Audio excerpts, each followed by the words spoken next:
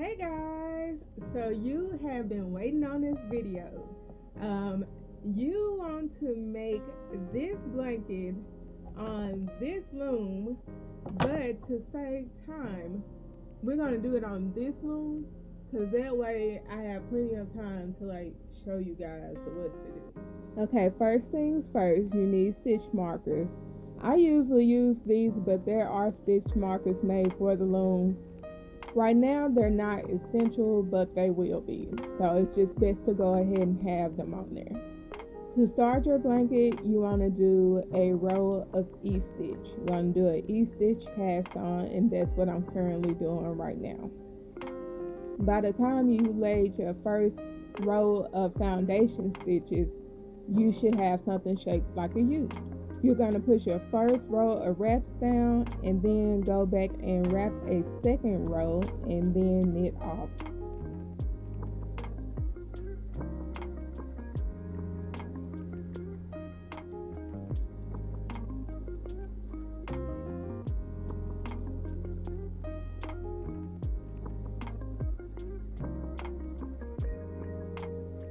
This is knitting off.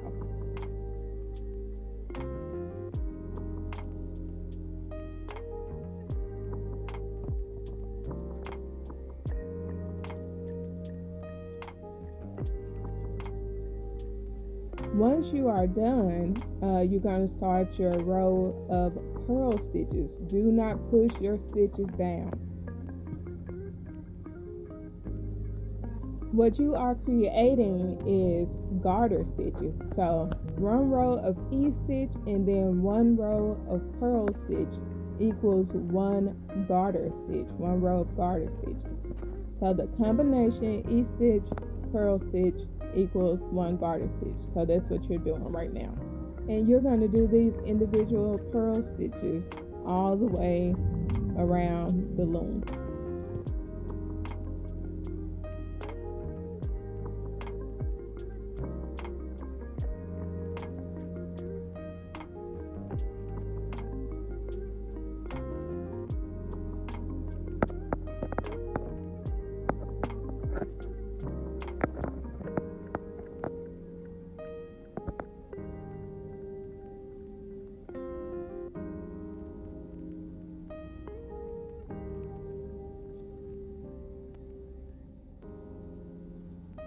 I also never purl stitch on the first or last peg.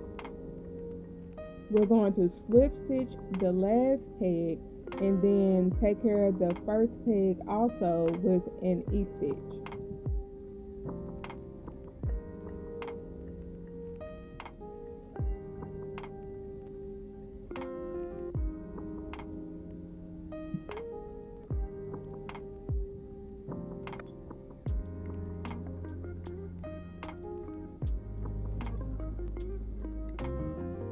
We just did an E-stitch row and now we're going to do a purl stitch row.